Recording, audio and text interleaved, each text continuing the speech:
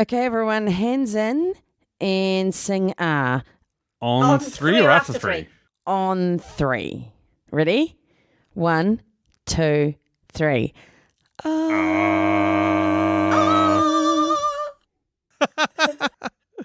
Warning, the following podcast contains coarse language and spoilers for the film and the title of the podcast. Now playing movie reviews in 20 Qs. Hi, and welcome to Movie Reviews in 20 Qs, the show where we review a movie by asking 20 weird and wonderful questions about it. I'm your host, Liz, and with me I have, I'm sorry, guys, I have Sam. Hi, everyone. I hopped off at the plane at LAX with a dream in my cardigan. I am very happy to be here. Cannot wait. There's a party in the USA, and there's also a party in my house. I knew you were going to say that. Because I'm here to do this. To say there's a party in my pants. Oh, pitch, please. I am ready for this. Let's bring it on. Do you know why we're doing it? What the fuck are we doing in this movie? Let's bring it on. We chose this movie for a specific reason, for a specific guest, and I would like to welcome that guest right now. Hi, Em. Excuse me? I know. Hello. Hi, Liz. It's wonderful to be here. You are beautiful and radiant and as glorious as ever. And hi, Sam. Yes. Yes. So it's just literally just being courteous, and that's all. But yeah, hi. I don't deserve that. Anyway, as you've probably already worked out, we are doing the movie in the title of the podcast, which is Pitch Perfect. This is a 2012 movie. It is a musical comedy directed by Jason Moore and written by Kay Cannon.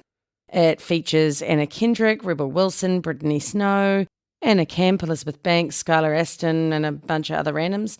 The scores that I have are 7.1 out of 10 from IMDb and 82% from Rotten Tomatoes. Now, because Sam is making me host, I'm going to make him give the plot, please.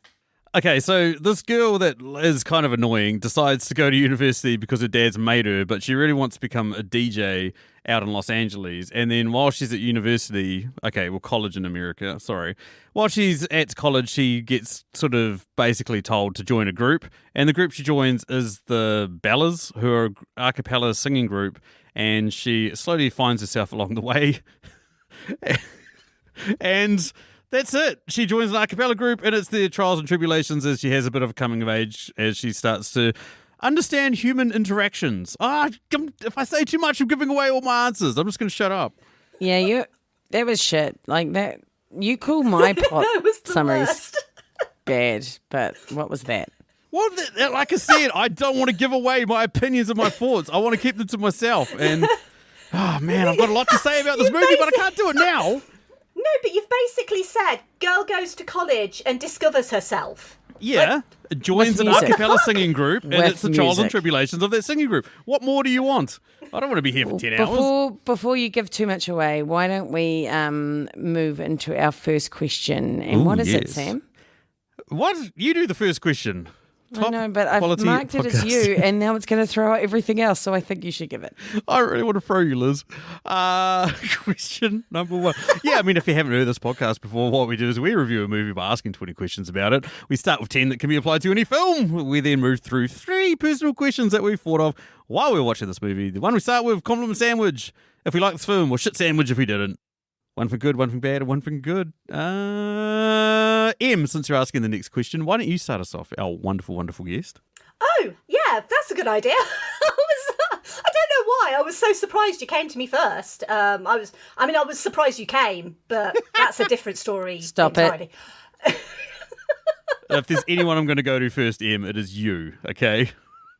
Okay, so I'm going to give it a sandwich that is complimentary. Because, firstly, okay, let me give you my sandwich. That's probably the best thing to do. So my first good thing is Anna Kendrick is great. There's nothing bad about Anna Kendrick ever. I think she's amazing. I think this is like the perfect vehicle for her to be as Anna Kendrick as you could possibly Anna Kendrick. Because, like, she's so Anna Kendrick. in this movie. You kind of get what I'm saying. But also, this was the first movie that I saw Skylar Astin in, and I was like, oh my God, who is this guy? He's hot. So dreamy. He can sing, he can dance. So dreamy. Like, when he does the singing and dancing, like, towards the end, you know, when they're doing, like, the main competition, both of them are great independently, but they're really great together. My bad thing is there's far too many stereotypes in the Bellas. So you've got, like, the sexual one, the quiet one, the lesbian one, the girl who's slightly bigger than everyone else but kind of masks that by being funny, the one who's really kind, and then you've got, like, the leader who knows best, but then she learns that actually she doesn't, and it's just, like, trope city with all of these characters. And it's very casually racist as well. Mm-hmm. Like, watching this again, it's like, oh my God, this movie is, like, so casually racist. Like, especially with the character of Kimmy Jin, you know, the roommate character. And, like, when Bella's, like, asking if she speaks English, and she's like, yes English, no English. And I'm like, oh my God, like, this girl is going to university in the US. I'm pretty certain she speaks English. Like, yeah. So it doesn't hold up very well in that regard, I don't think. But mostly because I don't like the stereotypes. I think that they could have, like, created better characters for all of these women. My final good thing is female-fronted comedy is, like, seriously underrepresented in Hollywood, so it's really good to have female-fronted comedy that does have, you know, a range of different women with different abilities, and in a way it is trying to be diverse. It is trying to, you know, focus on the women rather than the male group. And, you know, I like that. I think it actually does a pretty good job for a 2012 movie focused on women in 2012. But if this was made today, I think it would be a hell of a lot more diverse and a bit more kind of, you know, less racist. Yeah. Yeah, fair enough. Mm. So what score are you giving it out of 10,000 pitch pipes? I'm going to give it 7,321 pitch pipes. Oh, I'm so glad to hear that. Okay. Cool. All right. My first good thing is that I love all the songs, and especially the riff off and the proper shows. Like, I found it super cool, and it was just something a bit different that you didn't get in other movies, and yeah, really good vibes and stuff. So big ups on that one. Big down thumbs on the weird vibes around sex and LGBTQ, and just the same as you were saying, it had more of a 2000s than a 2010s feel to me. Definitely some questionable stuff in there that, yeah, it really put a bad edge on it that you just didn't quite, I was sort of maybe a bit uncomfortable. My other good thing is the quality dialogue and quotable lines. Like, can you please get your head out of your ass? It is not a hat. Let's be honest. Yeah. Yeah, some excellent quality things there. So I'm going to give this movie... Do you know, I'm actually going to give this movie 8,205.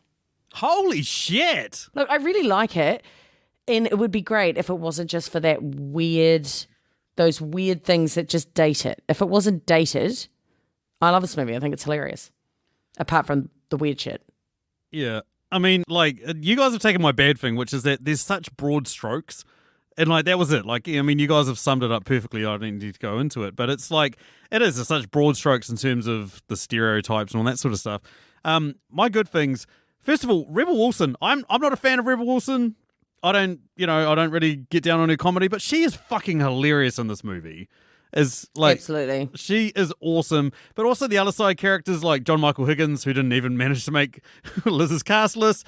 Him and Elizabeth Banks are phenomenal. I love their, like, quippy remarks as they're judging these competitions. I think they're awesome. And then the other good thing is, like, yeah, it doesn't take itself too seriously. I mean, there's such a lack of comedies out there in the landscape now. I mean, they seem to have fallen by the wayside. These sort of, like, bigger budget comedies, that you're sort of missing that comedy that doesn't take itself too seriously or has, like, you know, bigger motives and all that sort of stuff. And that's kind of something I really enjoyed about this. That being said, I loved this film when it first came out. I did not enjoy my rewatch as much as I did. And maybe that is modern viewing. Maybe what you guys are talking about is right. Maybe it's the changing perceptions on some of the stuff that they talk about in terms of race and LGBTQ and all that sort of stuff. 6,100. Yeah, I'm not very high on this film. I think that's fair. Honestly, that's higher than I expected from you. Yeah. Not quite a high note, but it's, yeah. So, question 2. What characters best represent the other podcasters? I found it pretty easy to pick these, actually. Em, you are Benji because you have the same weird but enthusiastic energy, and I like it. And I also do close-up magic. Sam, you are Kimmy Jin because of your ongoing hostility towards me. Okay. Oh, like you aren't hostile to me. Fuck, you started this, Gliz. I don't think I did. I think you're meaner to me than I am. I've been nothing but delightful to you through my first series of podcasts with you, and I've had nothing but hostility back. If anything, Okay, I totally want to go back and check all of the podcasts and find out who was mean first.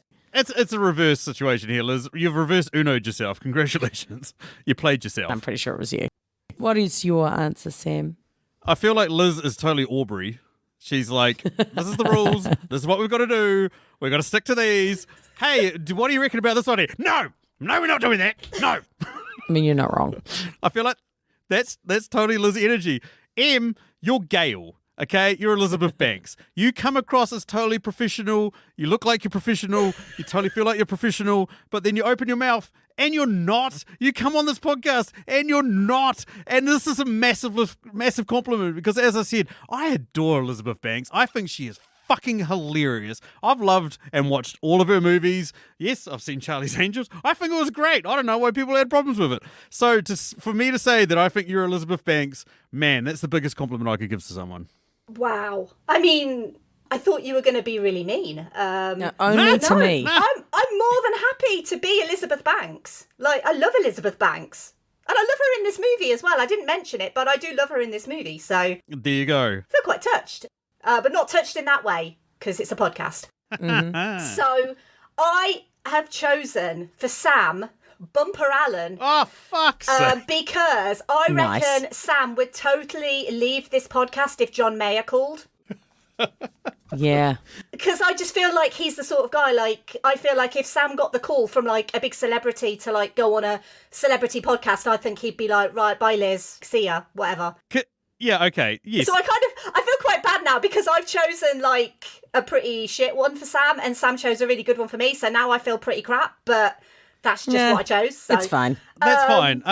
While we're on the subject, can we talk about that? How much of a weird late change is it in a movie where your lead protagonist just ups and leaves and he's not even there for the finale? I was like, what the fuck? I kind of liked it, actually, though. It was kind of like tied in with his whole shtick. Oh, me and Stacey loved it because it was so random and left field. Like, it allowed, Magic Camp guy to get into the group, obviously. Like, yeah. But it was so, like, It was a good left field twist. that it was like, what the hell? Yeah, but then I suppose, like, Funny. if they announced, Dave, that guy in the corner, he's just left, it wouldn't really mean anything. But because it's No. Bumper, I guess it kind of means more. So, yeah. And I actually chose the same for Liz. I chose Aubrey. She's an Aubrey, right?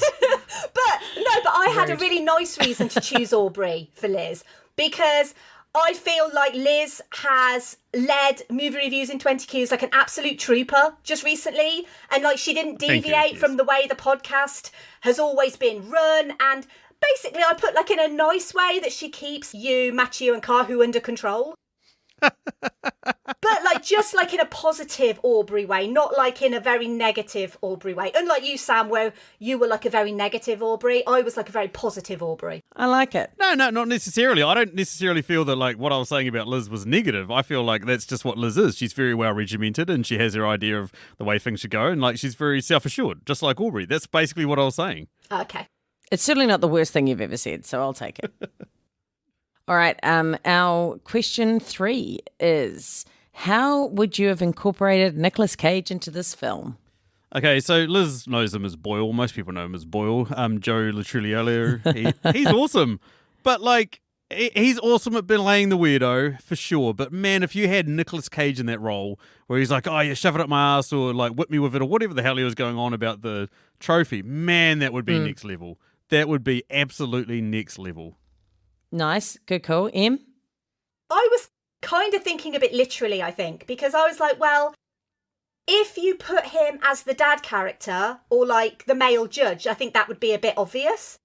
So I thought he could be like a Jessica or an Ashley, you know, one of the Bellas who are in the background that you don't really hear from. But like they get one line in the movie and like Aubrey's saying like, oh, you've not even been here. And they're like, we've been here the whole time. I just thought that would be funny if it was Nicolas Cage. You are correct. That would be funny. I would like to expand on that and just say that, like, how awesome it would be if we get, like, a Nicolas Cage freak out where she's just like, where have you been? And he's just like, I've been here all the time! And he just loses his shit and then storms out. Like, that would be amazing. That would make this movie a hell of a lot better. So I went with casting him instead of McLovin, so as the guy running the auditions, because he had that weird vibe and had the weird rant about the things that have happened to him. I thought, yeah, Nick Cage would deliver that well. Yes, Queen. That was my other option. I reckon that would be awesome. Yeah, I'd be quite happy with that change. Speaking of changes, Sam, what's the next question? Question number 4. What minor change would completely ruin this movie or make it infinitely better? I'd originally literally had adding in Nicolas Cage would ruin it, but sorry, Em, please, what's your answer? Well, my answer is that to have Becca have like a relationship with the fit English radio DJ and then like have an inevitable love triangle between like her fit English radio DJ and Jesse. But like, I feel like that would ruin the movie, but it also seems like they were setting that up because otherwise why would you cast like a really fit, blonde, hunky, young English guy as the DJ if you weren't wanting him to, like, have something with Becca? So I don't know, I haven't looked into it, whether that was, like, an original idea or something like that. Yeah. Yeah, it was a bit of a red herring, yeah. Yeah, but I feel like it would ruin the movie because it would kind of take away from the whole idea of, oh, well, they're the Baden Bellas, they're singing, and you can't really have, like, a love triangle in there. Yeah. No, totes. No, I think that's a good call. I've said that removing Fat Amy would ruin the movie. Like, as Sam said before, like, the movie would be just so much less funny without her. And also, they wouldn't have beaten the sock puppets without her. That's true. True. Yeah. She is the true MVP of this film. There you go, Dan. There's your answer for that question. Yeah, she really perked that performance up with her spectacular performing capacity. I don't even know what I'm saying at this point. Anyway, love Fat Amy. We love Fat Amy. Or Fat Patricia. The one for me, I don't know if it would have made it that much infinitely better. I feel like that's a stretch, but I love The Office. I think The Office is awesome. I would have loved to have seen Ed Helms playing Andy Bernard in character as this a cappella group judging the Bellas. I think that would have been awesome. Interesting. Because The Office was so popular at this time, from 2005 to 2013, and like the whole Andy Bernard being an a cappella group from Cornell, yeah, all that sort of shit. It would have been awesome. I reckon it would have been a nice little tie-in to another, like quite famous comedy at the time, a TV show. So yeah, Cool idea. Em, would you like to ask question 5? I would. And also, I believe this question has come from Julio from the Contrarians podcast. And just want to say, I love the Contrarians. Just putting it out there. Love Julio, love Alex, love what they do. And Julio's question is, what's your most controversial opinion about this movie? Okay, so Becca's attitude is just really grating. And I'm totally on her dad's side. I'm such an old lady. But I'm just like, you are getting a free college education and you want to go be a DJ. That's a very risky job. So your dad's just trying to help you out. And what's so awful about her stepmother? Like, we never know. She's just ripped on for no apparent reason. And Jessie put all the effort in. She does nothing for that relationship. And yeah, all of these things, like I just constantly throughout the movie, I was like, you are just a really crap person. I do not like you. You know what else? Her mixes suck. They are fucking terrible. I did think that trying to go to sleep to 500 miles mixed with techno would be actually impossible. It's a And sign horrifying. of the times. Back in 2012, oh my God, like Glee is like mixing songs with song. This is so amazing. These mixes are terrible. It's too much going on. It's insane. I was like when the English DJ is just like, oh my God, hey, I've listened to one of your songs finally. Oh, this is really good. It's like, how much weed has that dude smoked right now? Like, or is he taking shrooms, or is he on acid? Like, at what point, how high would you have to be? How long have you hang out with the high notes for before you find this music interesting? Because it's not. It's shit.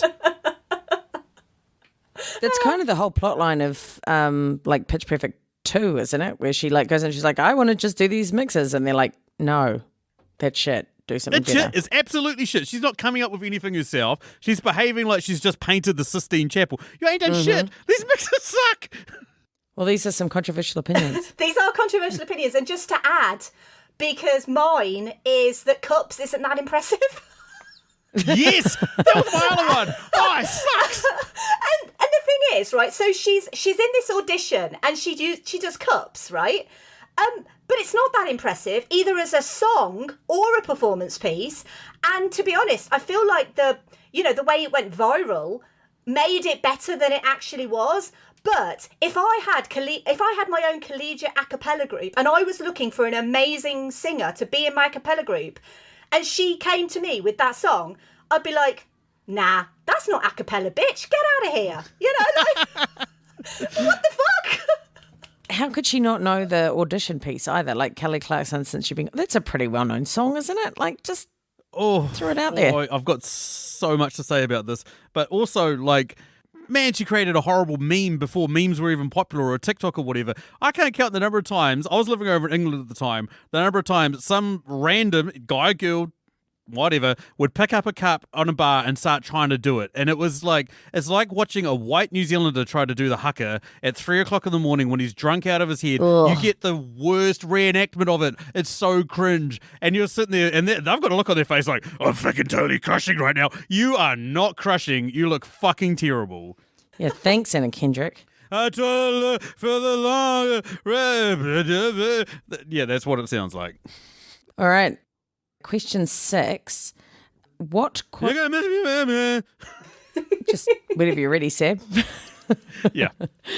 Should have stopped at that bourbon. All right, so what quote from this film would be the worst to hear immediately after having sex? You are probably the grossest human being I've ever seen. That was going to be mine. Of course, right?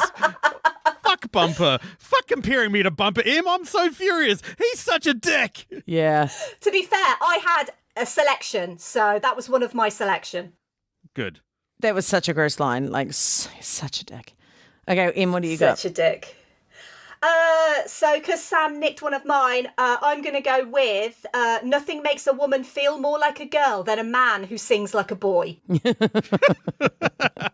That was quality. Thank you, Elizabeth Banks. Okay, well, I'll give one of mine, and then if you want to throw out another one in, why not?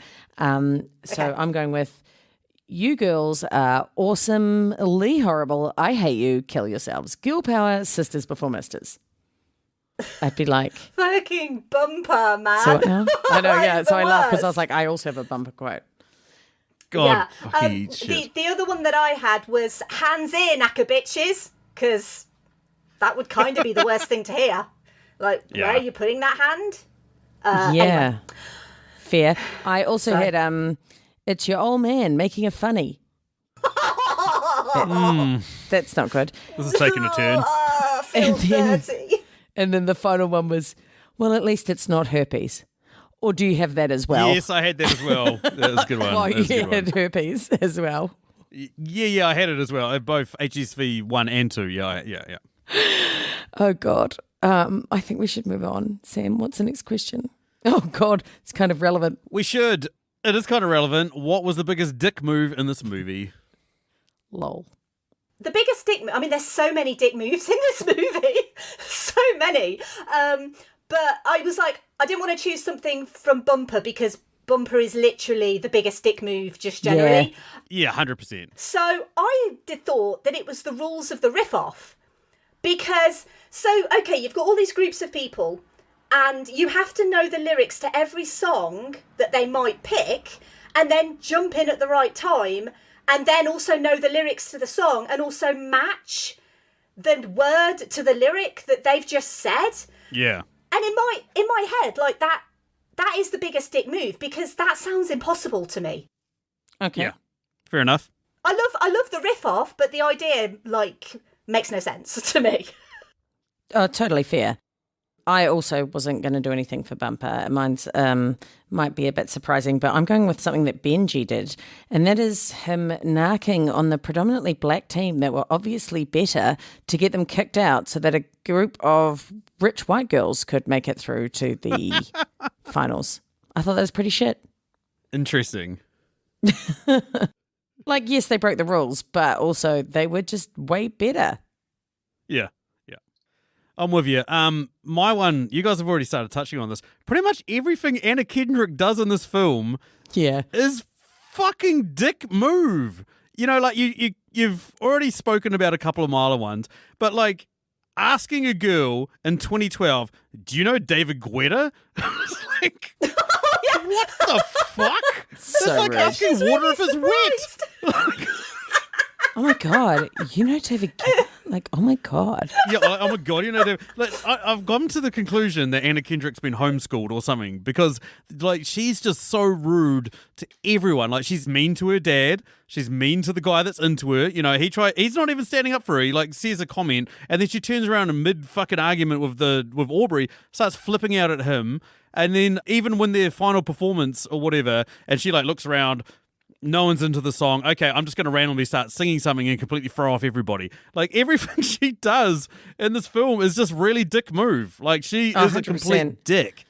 When Jessie calls her dad to get her out of jail, and she's just like, how dare you? I was like, that's really nice. Like, I'd be so stoked if the guy I was into, like, went to the effort to get me out of prison. Like, what's he going to do? Yeah. Yeah, because it's clear that he cares about her enough to, like, not have her sit in jail. She is actually kind of a big dick move, just generally herself. Yeah, okay. And let's talk about the fact that she's been arrested, right? She is holding a trophy, it flips out of her hands, accidentally smashes a window. Most people would have somebody come in and go, hey, what happened here? Oh, I accidentally smashed a window, I'll pay for it. Cool. They wouldn't get arrested. She clearly was such a dick to the police officers that they were like, we've got to arrest this bitch. You know what I mean? Like, yeah. What the fuck? You can imagine that she would give the police officer some lip. Oh, so much shit. Yeah, so much like fucking my shit doesn't stink. Yeah, absolutely. Yeah. Question 8. What was the most moronic decision made by an otherwise smart character? I am looking at my apparent spirit animal, Aubrey, because I feel like the girl really wanted to win. She was a smart woman. She could look and see what was doing well at the competitions, yet she still kept hammering on at that same routine. And I just couldn't understand why she wouldn't at least pick other songs, even if they were women's songs from the 90s or the 80s. You know, she just was really set on that one thing, and I couldn't understand why. I'm with you. Like 100% I am with you. I feel like she got so wrapped up in her own narcissism that she was like, or like the, you know, like the pressures of the girl that was before her that was like, okay, you're the one, you're the leader, you need to do this, all that sort of shit. She was going to be my first answer, and then I was discussing with a wonderful redhead that is my wife Stacey, and she pointed out that there's another redhead who's a very smart character, but her most moronic decision was the fact that she keeps going along with Aubrey for so long, right? They both have the same level of seniority, and the ginger at some point, Brittany Snow's character, I've fucking forgotten her name, could have just said, Chloe. That's the one, could have just said, hey, look, why don't you shut up, Blondie? Why don't we let some other people who have some other ideas have some input, and who knows, we might actually do better than boring a crowd to sleep. You know what I mean? Why did that ginger girl go along with her for so long? That annoyed me. I feel like that was a very moronic decision by an otherwise smart character. Totally fair. Yeah. I mean, I actually do have an answer a bit later that I think answers the question about Aubrey. Yeah. But we'll come to that later. My answer, and to be fair, both of you have already mentioned this, I think. The idea that I had for the most moronic decision was the fact that Becca is rolling her eyes and just being a bit of a dick about getting that free college education. Mm-hmm. And the idea that she like forgets to go to class. So many people like all over the world would basically like give their right arm for a free university tuition. She seems like a smart character just generally, so why does she not understand that if she gets that free college education, it opens up more doors for her music career? Because she's not just going to go to LA and music producers are going to go, oh my God, you're Becca. You've heard of David Guetta. Yeah, of course you can come in and work for us. Like, that's not how it works, Becca. Like, you need a college education. So why would she not be smart enough to realise, I'm getting a free education, I might as well just stick it out for a couple of years and maybe I'll have fun and then I'll go to LA and do whatever I want with my dad's blessing? Yeah. Totally. Yeah. It's basically, you know, like the whole idea of like, you know, these privileged white girls and all of that. And that is kind of prevalent in this movie. You know, obviously we do have some women of colour in the group, but it's predominantly privileged white girls. And Becca is the ultimate privileged white girl. Yeah. Oh, 100%. Absolutely.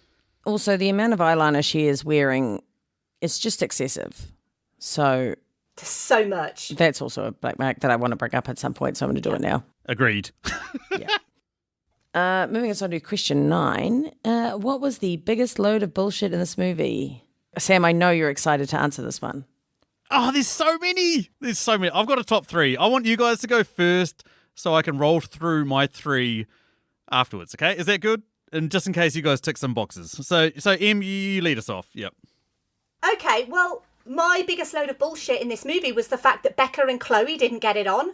Because the sexual tension between them, especially like in the shower scene, like I know Becca's like, dude, I'm naked, but Chloe is very like, hey, you know, I heard you singing in the shower and oh my God, you're really hot. And there's a couple of scenes where I'm like, I think Chloe is into Becca and I think there's something there. So the biggest load of bullshit for me is that they didn't at least kiss, because there was something there. Definitely something there. Em, I'm going to forgive you for comparing me to Bumper because you are channeling a lot of my thoughts that I had when I was watching this movie. And I appreciate that you're saying them now on the podcast and not me and sounding like some creepy, horny dude. So thank you. Thank you so much. No, I'm the creepy, horny dude. It's fine. Excellent. My one is also about Chloe. Mine is the whole deal with Chloe's vocal nodes. Guys, I've had vocal nodules, okay? I had them. They just made me hoarse. They made me cough a lot, but I couldn't have sung because I just wouldn't have had the sound quality coming out of my throat. And even if she had surgery, I didn't. I had voice therapy to get me to speak in a way that didn't irritate them, and so then they could go away. But even if she had surgery, I don't think she could have ever made the lowest sounds in that final song. Like, I have a super low range for a woman. I can sing baritone, so like not even like the highest dude, like a middle dude. I'm pretty much the same range. I tried my best. I could not get to the depth of that song, so I just do not buy it for a second.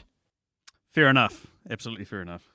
I've got my top 3. Coming in at number 3, the fact that Bumper throws a burrito at Fat Amy, trying to ruin their chances of being at the singing competition and doing well, but yet he decides that the van or bus or whatever you want to call it goes back and picks them up. Oh, yeah.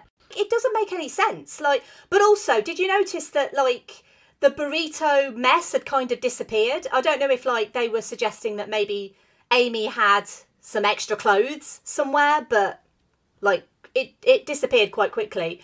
Makes no sense. Coming in at number 2, we see them show up to an acapella party and everyone's standing around, they're all having drinks, they're all chatting, and then after about discernible, 15, 20 minutes of everybody being there, somebody finally puts on some music. What the fuck?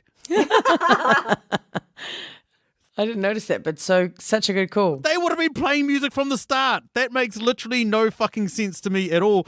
But then what tops all of that is, talking about no discernible noise, the girl that makes no discernible noise at all makes it into an a cappella group. That they would still pick a girl that they cannot literally hear any noise coming out of her mouth. And you might say, oh, hey, they really desperately needed people. No, they didn't. They fucking fired 2 people after they picked up the girl that couldn't make any noise. What a load of bullshit. I loved her, though, by the way. Oh, amazing. Every single line she said. Don't get me wrong. Amazing. Totally played for laughs. I get it. Fucking hilarious. But at the same time, load of shit. Totally. I was born with gills like a fish. I ate my twin in the womb. I ate my twin in the womb. That was my favourite one. That was amazing.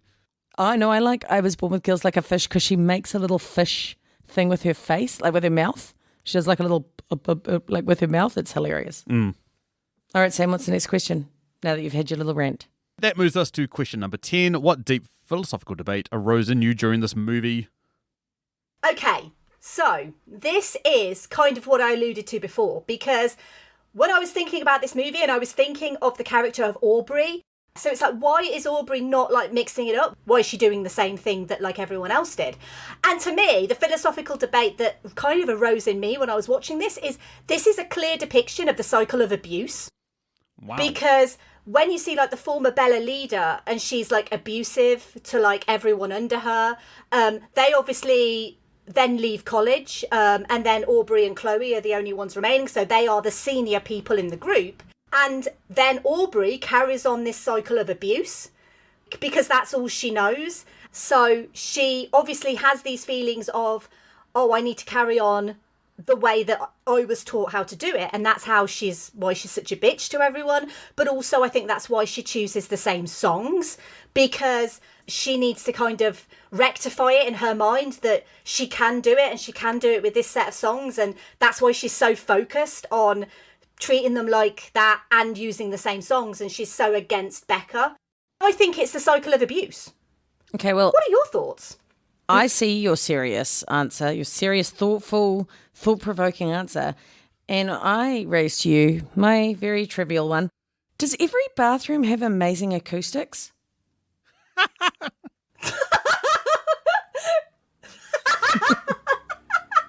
They just had really good acoustics in the bathroom. I am titanium. Shoot me down. I mean, don't get me wrong, Emmy, you're probably right on that. But I don't have the capacity for more deep philosophical debate than this. But that's the thing. Like when you're thinking deep philosophical, like I took that very literally. So I was like, I'm going to be deep and very meaningful about this and take this question. What do I see? I see the cycle of abuse. What does Liz see? Acoustics in the bathroom. Like really good acoustics. Yeah, I was really blown away. I mean, pretty much sums up the New Zealand Yeah. experience. Is like we ask the most like serious question, we get the most non-serious answer. That is the New Zealand way. The most sarcastic answer, for sure. No, they were It is a really good good answer. acoustics. They were amazing acoustics. Oh, don't get me wrong. Yeah. What sort of sound engineer designed that fucking toilet block? And my bathroom has good acoustics. I think is it like to do with the tiles or something like that? Because generally I think that, you know, like when people say like they sing in the shower, Yeah. it is because of the acoustics, isn't it? Because of like the way that the sound bounces off tiles or, you know, hard. Yeah, I sound amazing in the shower. Yeah. Hard walls and When stuff. I sing in the shower, it bounces off hard things. I'm with you there, Em. It's Okay, what is Knew your that Sam was answer, gonna go Sam? there. my answer. Something that I noticed, I don't think other people might have immediately noticed, that then became my deep philosophical debate, is at the end of this film, it says based on a book by, I can't remember the author's name. How the fuck do you write a book about an acapella singing group? Right, and like, and then they totally start singing the song, and then this person does this dance, and then this person does this dance, and then they dance all over the place. Like, right? How weird would that book be? That's interesting. Do you think that the line in the book is, oh my God, you know David Guetta? Yeah. Yeah, he's totally my jam. And then she said, you know David Guetta? He's my lady jam. It's my lady jam as But well. just, to be fair, David Guetta is a lady Okay, jam. I've written a book. Yeah, no big deal. You can buy it in the show notes, whatever. But like writing the audio description of two songs mixing together and it sounding really fucking cool, bro. It's fucking amazing. I'm the next fucking. I should be out in Los Angeles. All that shit is like, how do you convey that through text? That makes no fucking sense to me. All I can imagine is one of those situations where like, it's like, oh, it's based on a book. It's got nothing in common. Starship Troopers, I've read the book. Nothing in common with the movie. Absolutely fucking zero in common. That's all I can imagine is that they wrote a coming-of-age story of a girl who joined an acapella group and she found herself, oh, not even that. She probably joined a chess club. And they were like, hey, can we make a movie based on your book? Yeah, sure, why not? And this is the fucking result. I think, Sam, it's a non-fiction book. So I think it's about the world of collegiate a cappella. Right, really? And then they kind of just based, like, I think so. And then they just kind of created these characters in the story, but it's based in the world of collegiate a cappella. That's why we got you here, because you've got the truth and the facts. I don't know for certain. I guess we'll never know. I'll do an episode on it at some point and I'll figure it out. But, yeah. Thank you. You're welcome. Nice. All right. I think we are actually over to our personal questions. Yeah. And I believe we're starting with me. We are. We sure are. So, question 11. Who is the best singer here on this episode? Now, when I posed this question, I was like, we could either debate who we think could be the best singer, or we could demonstrate if we wanted to. But then I thought maybe we could put it out there, and maybe we could kind of include people like Stacey, Kahu, Matthew, maybe even Billy, because I think Billy from We Watched a Thing would be like a Treblemaker. Billy has a full folk indie background, so he's next level. What? Yeah. No way. So yeah, he is one of the Treblemakers for definite. But who do we think would also be like collegiate a cappella level of aca awesome? Well, my answer is that this can only be settled by us each singing the first 16 bars of Kelly Clarkson Since You've Been Gone. It's the only way. Okay. I do not know those words. Well, there's a thing called the internet, Sam, and you can bring up song lyrics. No, I think that just means that he defaults out, so he's out of the running. Come on, Sam. Let's do it. Go for it, Liz. Oh, no. I wasn't saying that we should do it. I'm just saying it's the only way to decide. Okay. No, I'm going to do it. I'm going to sing it. I'm just going to put it out there. Here's the thing. We started out friends. It was cool, but it was all pretend. Yeah. Since you've been gone. Boom. Mic drop. Should we just agree it's M? Sure. That seems like the easiest thing to keep us moving on. Liz, I just want to take the time to say fuck you, because spoiler alert for an upcoming episode of Extraction 2, but on Extraction 2 I mentioned that this question was on a podcast that we just recorded, and I made the bold claim that I would eat my hat if Liz didn't say it's me, it's totally me. Did Machu text you that fucking ass? No. I just wanted to try and make you sing the first 16 bars of Kelly Clarkson Since We've Been Gone. You're dedicated, you took the time. Wasn't long till I called you mine. Yeah, since you've been gone. I can't believe I bullied you both into doing that. All right, Em, what's your next question? Come on, Liz. And you never ever hear me say Liz. how I picture me with you. That's all you ever hear me say. Since you've been gone. Oh, God. I can't reach that. Go, Liz. Come on, do the chorus. Okay, I can't remember any of it after. Does it start with you dedicated? What's the first bit start We're with? up to the chorus. We're up to the chorus. You've just got to nail the chorus. No, I can't belt it. I'm in a very quiet room where I don't want to wake up my parents. Our daughter's having a stroke. What the fuck's wrong with her? Yeah, I tell you what, if our Patreon donations get up to $5,000 a month, I will record me singing it naked. No, okay, fully clothed. Oh, and Liz and everybody. We will sing a communal fucking choir version of it. There you go, Patreons. It's up to you guys now. I will not be naked. No, fully clothed. Fully clothed. Okay, let's move on then. Hopefully you'll get your 5,000 patrons and all of that sort of stuff. Question 12. What would the movie reviews in 20Q's a cappella group name be? Now, I actually have an answer for this because it came to me and I was like, this is a great group name, but I want your group names. And ideally, I want them to be punny or funny as well, because like the Treblemakers is a great name for an a cappella group. Bard and Bella's not so much, but Treblemakers. Oh, and the High Notes as well. That's also a very good name. But yeah, what are your names? Personally, I'm pretty sad that the menstrual cycles was already taken. Yeah, same. That was was the a best good one by name. far. Gail's group was the best one. That was amazing. That was awesome. Look, I just couldn't think of anything. So then I thought to myself, I'm going to ask ChatGPT because it's helped me a lot in the past. You fucking listeners will cheat. know. No, this is hilarious. You'll like it. So I asked ChatGPT and I said, look, I need a punny a cappella group name, or actually I think I just said a punny group name that plays on music and movies. Could you give me some ideas? And they were all terrible, except for one, which was, I don't even understand how it's a pun, but I just love it. It was Flicks and Beats. Okay. ChatGPT, you will not be taking over the world anytime soon. Flicks and Beats. I actually responded and said, can you please explain the pun? And it said, Flicks is like movies and Beats is like music. And I was like, thank you, ChatGPT. You've That done it is again. the shittest, best answer ever. Yeah. I know.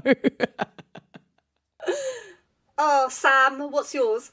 Well, me, Kahu, and Machu have a very similar cadence of voice, so I went off. I've got a baritona. Oh my That's God. actually quite good because they talk about toners in the movie. Yeah. So, Yeah, that's pretty good. if you've got a Also- toner for someone. Also, we get McLovin in this, and one of his most famous quotes from Superbad is, "I've got a boner." So I was like, "I've got a baritona." Sam, that's actually really decent. I really like Thank that one. you. Thank you so much. But I think mine is very on trend for this podcast because Excellent. mine is top aca quality podcasting. I love it. Ah, that is brilliant. Perfect. So there you Absolutely go. perfect. You're just winning every answer. You are. I love winning. Question 13. So Ace of Base, obviously they were a huge band like in the 90s, and they're Swedish. Their song The Sign was a 90s hit featured prominently in a 2010s movie. But what 90s hit would you want to revive in Liz's case, shitty named a cappella group, but in Sam's case, really decently named a cappella group? So what 90s hit would you like to revive? Okay, you're just being mean to ChatGPT here, and I won't stand for it. I am going with Spice Girls Wannabe, because who doesn't want to hear an a cappella version of that? That would actually be really cool. I know. And the little rapping bit and everything. Oh, be gold. I'm not going to lie, that was actually on my short list of songs that I was like, what epitomizes the 90s, but at the same time has a bit of attitude, you know? So I was like, you want something that's got a little bit of attitude, and then I was like, okay, Four Non Blondes, what's going on? Alanis Morissette, you ought to know. I was like, these are like a little bit too extreme. So then I started going back to my music hits me so hard, makes me say, oh my Lord, thank you God for blessing me with a mind to rhyme and two hyped feet. Can't touch this. Oh, MC Hammer, can't touch this. Do, do, do, do.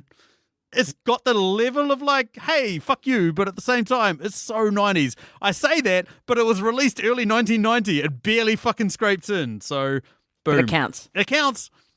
It's just the tip, but it counts. Nice. Cool. very good choices. Both excellent choices.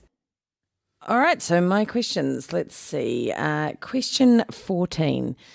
If you were trying to convince someone to like movies who didn't like movies, just like Skylar was trying to do for Becca, what movie would you show them? For me, you've got to show them a movie that no one dislikes, and that's hard to pick. It's hard to pick a movie that no one dislikes.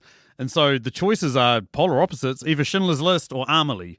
You know what I mean? Like Schindler's List, I haven't heard a single person say, oh, that's a shit film. At the same time, Amelie, I haven't heard a single person go, yeah, I watched it, it's trite bullshit. You know what I mean? So you want something like that makes somebody see the power of movies, whether it's the drama or the comedy. You want the opposites. Wow. Schindler's List, really? Okay, Can I be completely honest? I think that I can. I couldn't finish Amelie. I just couldn't. Oh! I don't know if I watched it and I was like not in the mood, but I've never kind of tried rewatching it since.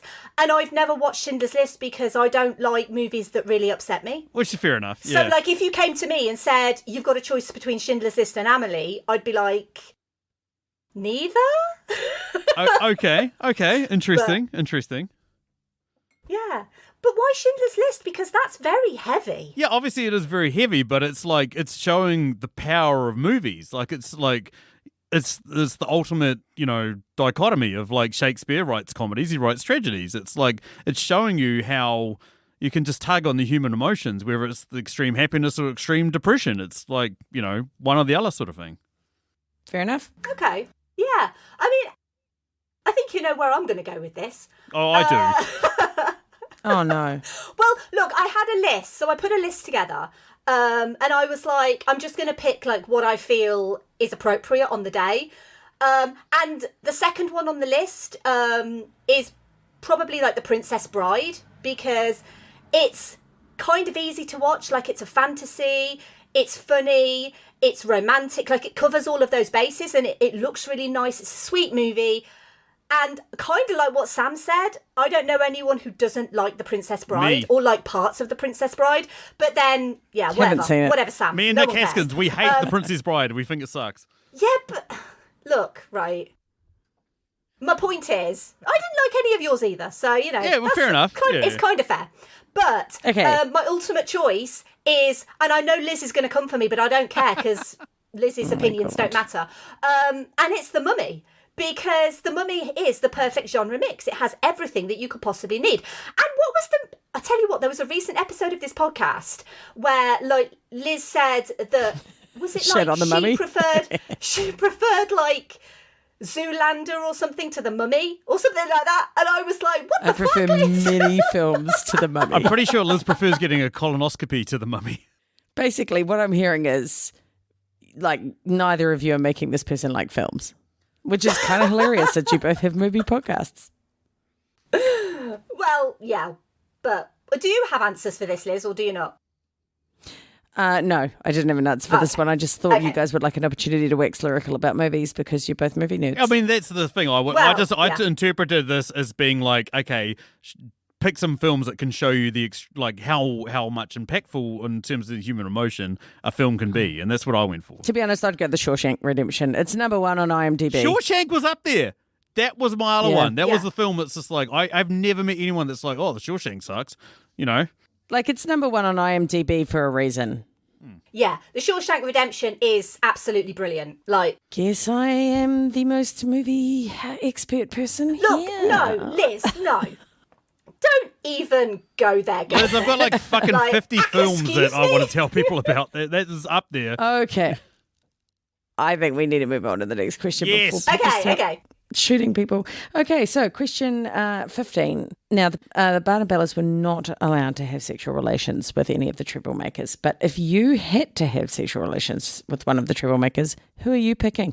I refuse to answer this question because the only person I'm sleeping with is Stacey. And no, not my wife. I'm talking about Stacey from the Bellas. Really? Yeah, if I've got to pick anyone out of this film, it's Stacey from the Bellas. She's awesome for reasons that are going to sound deeply stupid. So I'm just going with Stacey from the Bellas. So basically, you're going for the really hot girl with the very ample bosom who clearly likes to have lots of sexual relations. Wow. Yeah, what a surprise. Great choice, Sam. I mean, could you not choose a Bella with, a bit of a personality? Hey, she's got a personality. She's awesome. Okay, her hobbies are cuticle hair and the E-network. You're asking me if I have to sleep with one of them. You're not asking me if I have to befriend one of them, if I have to form a relationship with one of them, if I have to marry one. Asking sleep with. Like, it's... Okay. Okay.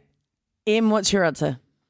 Well, I wasn't sure if I could pick Jesse because, like, he's the lead character. Yeah, no, that's cheating. It would be Jesse. It would be Jesse, just generally because Skylar Astin the character seems like a really sweet, lovely guy, and he also seems like he'd be, you know, fun in bed because he can dance. Like, oh my God, can that guy dance? Like, there's something about him. Like, he's got very good kind of energy about him, or maybe he's got a bit of Kenergy, who knows?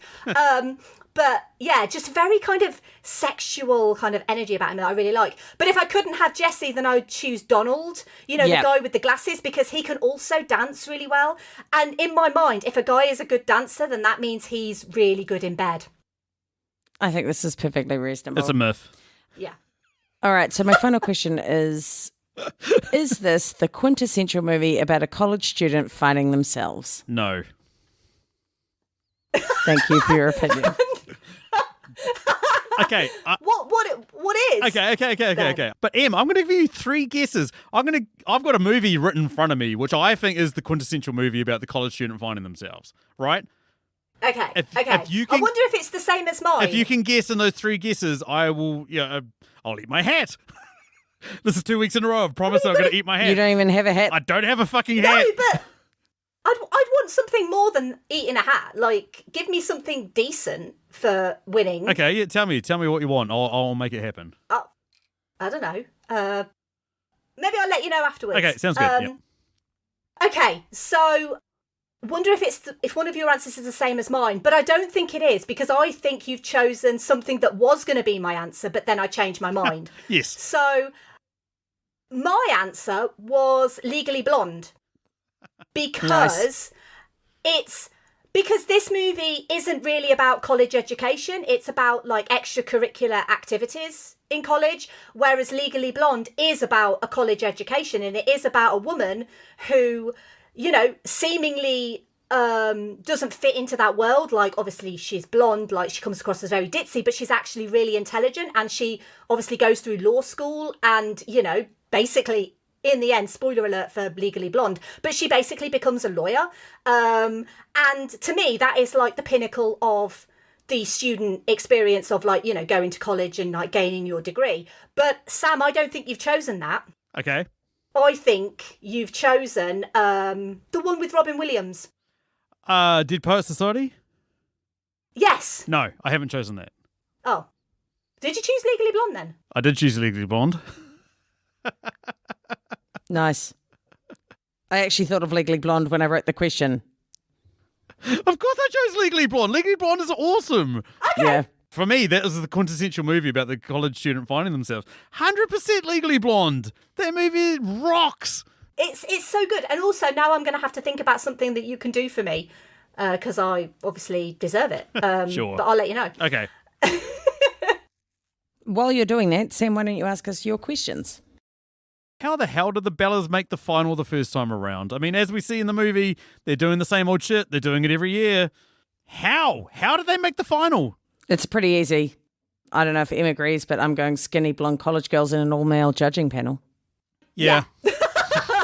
Yeah, I was like, okay, they're clearly all beautiful, gorgeous, attractive, skinny. Like, it kind of makes perfect sense to me. It kind of was the only way that it would work. Yeah. I'm kind of annoyed at myself because there is that part in the film where one of the judges goes, or even, well, it might have been Gail, even says, this isn't hot blonde girls that we were expecting. What's going on here? God damn it. Yeah, that makes sense. Yeah, because they even say, don't they, like when Aubrey and Chloe are kind of trying to get new members, Aubrey says something along the lines of, we're looking for, you know, bikini-ready, beautiful girls who can sing. And then they obviously meet Fat Amy. And you can kind of see Aubrey like, yeah, she doesn't really kind of match our aesthetic, but she kind of just goes with it, because I think the idea is that she's so desperate that, you know, this slightly larger girl is therefore kind of okay.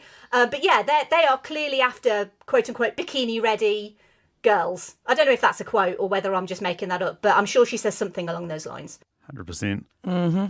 Moves me over to my next question, which was a joke question that I sent through to Liz and has somehow ended up in the questions anyway. Here we go. Has there ever been anyone cuter than Anna Kendrick in 2012? Yes. Who's the answer? And you know, female, right? Okay, has there been any female that's been cuter than Anna Kendrick in 2012? Oh, no. My answer was Skylar Aston in 2012. Yeah, obviously. Like, he's just so super adorable and enthusiastic and kind and lovely. Like, Em's wax lyrical about it. I totally agree.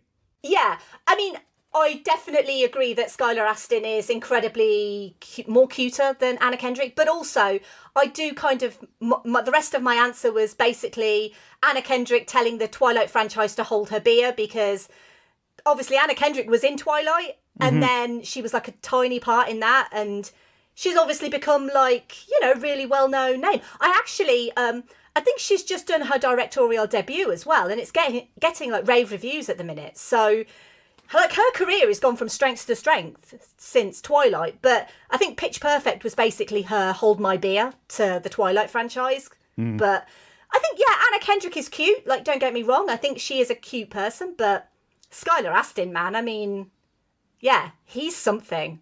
He is. Yeah, okay. I was fully expecting the male response. I kind of wanted to see if you guys could come up with a girl that had been cuter than Anna Kendrick in 2012. Because she was, like, at the time, Anna Kendrick was like, oh my God, this girl's so cute. She's just, you know, became the it girl there for like a year or two or whatever. But yeah. Probably should have worded the question that way then. Maybe. Maybe. Anywho, my final question, a la Fat Amy taking a burrito to the chest, what's the most embarrassing / catastrophic thing that has happened to you right before something very, very important? What, do you want mine? Because 100%. it's quite embarrassing. And to be honest, it's the only thing I could think of. And it wasn't like a really important thing. The story is, so that I'd been chatting to this guy on a dating app because, as everyone knows, I am perennially single. So I was chatting to this guy on a dating app. He was really nice. He was really sweet. And before we met in person, we arranged a video chat because, you know, you want to make sure that the person you're chatting to is who they say they are. And I was working from home that day. And Monday lunchtime, I had lunch, which, you know, is very standard. And I basically had some salad in the fridge. And at the time, I was growing some of my own tomatoes and, you know, some of my own green beans, like out in the garden. And I thought to myself, well, I've got some salad. I'll pick some tomatoes out of the garden and I'll pick some beans and I'll have like a fresh green bean salad for my lunch. It's going to be amazing. And to be fair, like it was, like I had my lunch, it was delicious, and I carried on with the rest of my day. And then at about like 5 o'clock, I started to feel a bit unwell. And I just started feeling worse and worse. This was like about an hour before I was due to do this video chat. I basically ended up projectile vomiting all over my bathroom. How relevant. Ouch. And I'm going to be really gross now, but we're talking like both sides kind of stuff. And it was just before I was due to video chat with this guy. So I was like, could not stop vomiting. And what basically happened was I realised after I told my mum, and she said, oh no, you have to cook these beans because they've got like lectins or something, which is poisonous to humans. So if you eat them, you are poisoning yourself. And I didn't realise when I ate these green beans, you need to cook them. And so I poisoned myself just before this video date. And so I messaged this guy, you know, I was like, I'm really sorry, I'm not feeling too well. And then I think he kind of took it that like I was making an excuse. And I was like, I promise I'm not making an excuse. Like I've just been like really violently ill. And basically, after I kind of blew chunks for a bit, I started to feel better. So I was like, I'll have a shower. And I did join the video call, but I looked like absolute shit because I didn't have time to put any makeup on. Like my face was all red because I was still like recovering from hey, nice to meet you. How you going? Oh, what the fuck? It was like projectile. It was a bit like this movie, you know, like where Aubrey is like projectile vomit.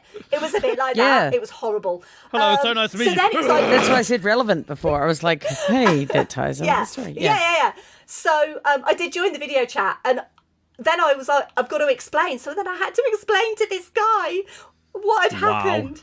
And to his credit, he was like completely okay with it, and he was like, "I'm glad you're feeling better." And we did meet, and we did have a few dates, and you know, he was a nice guy.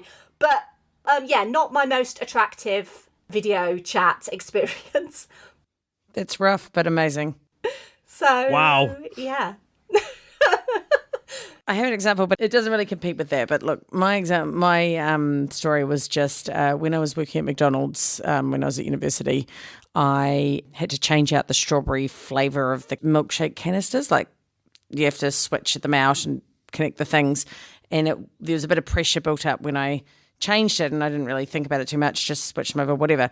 Served people for like half an hour, and everybody was looking at me like I was a weirdo, but I didn't really know what was going on, why. I was just kind of like, everyone's just being a bit rude, whatever. And then finally, a customer was like, do you know that you have giant pink spots all over your face? And I was like, I'm sorry, what now?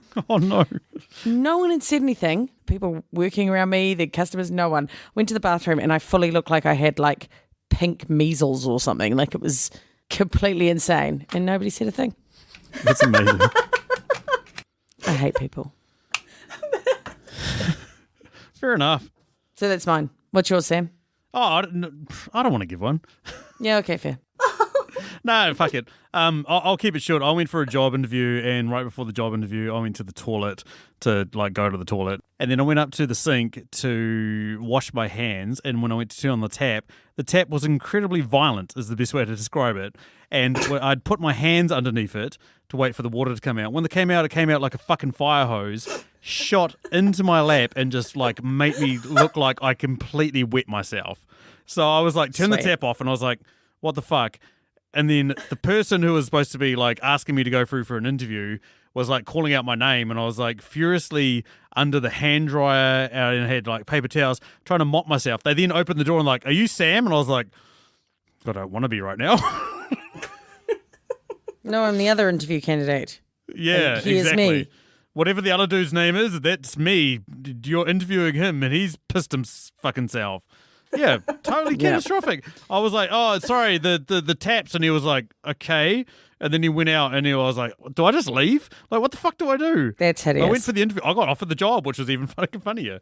I went in and told them, and they were Nice. like, oh, that's a funny story. And I was like, yeah, really fucking funny. Yeah. I haven't been shitting my pants for the last 10 minutes as to how you're going to interpret this. Yeah. So basically, we all live perfectly charmed lives. Absolutely.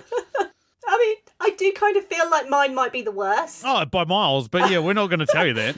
Kind of funnily, that kind of leads us to the, like, all of these tie into the last question in a way. A little bit, which is Yeah. which is courtesy of our Patreon, Emily Higgins. We love you, Emily. Everyone knows Emily. She's the host of the Tasteless Podcast, a podcast which takes a film that is universally beloved, everybody knows, got nominated for Oscars, is generally well received, compares that to a film that everyone ignores except for her. That's the best way to describe it. And her question, which character has gone the longest without showering?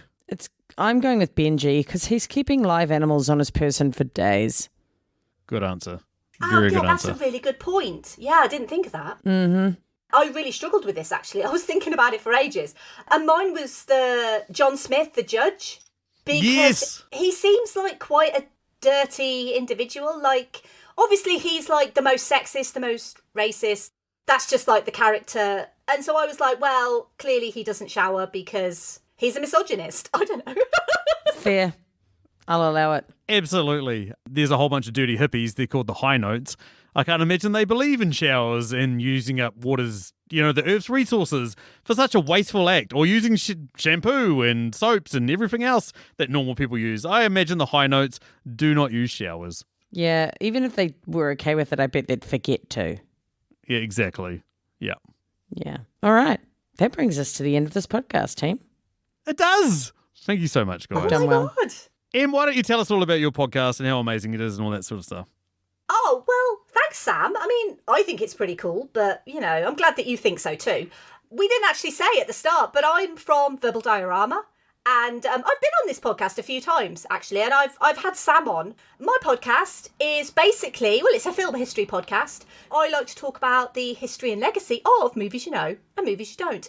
Each week, I go into a bit of a deep dive into the production history of a specific movie, and I love it. That's basically what Verbal Diorama does, and I've been doing it for 4 years now, and it's a lot of work. It's an incredible amount of work, but it's a lot of fun. And because of Verbal Diorama, it means that I get to know other podcasts and other podcasters, and that's how I've got to know you lovely people, because I love movie reviews in 20 Qs. So, yeah, I'm always delighted to come back and chat to you, Liz, because you're amazing. And, you know, Sam, you're kind of okay as well, I guess. Oh, wow, I've stepped up to kind of okay. I'm so excited. That's amazing. Yeah, well, that's pushing it. you did say I was the Elizabeth Banks, so, you know, I'm gradually, like, my thoughts about you are gradually improving. Oh, So- thank you. You're welcome. Oh, and obviously you can find Verbal Diorama on all of your podcast apps and on like Twitter, Facebook, Instagram, Threads. I'm on Blue Sky now as well, at Verbal Diorama, so find me and follow me. That'd be cool. Excellent. Yeah, in terms of upcoming episodes, who knows? We're recording this well, not really in the future. I've recorded an episode on Extraction 2 with Machu. Kahu had a couple of films he really wanted to do. I think we're going to do an episode on Teenage Mutant Ninja Turtles, the new animated film, because fuck it, we're mentally teenagers, so that makes a lot of sense. Sounds like a plan. If you want to get a hold of us, you can find us on, whatever Elon's called it this week, at Movie Reviews In, or you can find us on Facebook at Movie Reviews in 20 Qs, and Instagram at Movie Reviews in 20 Qs. Anything else to add, Liz? Anything else you want to throw out there? Excuse me? So that's a no. I don't have anything. No. Anyway, that's thanks from me. See you later, Aka bitches. Crushed it.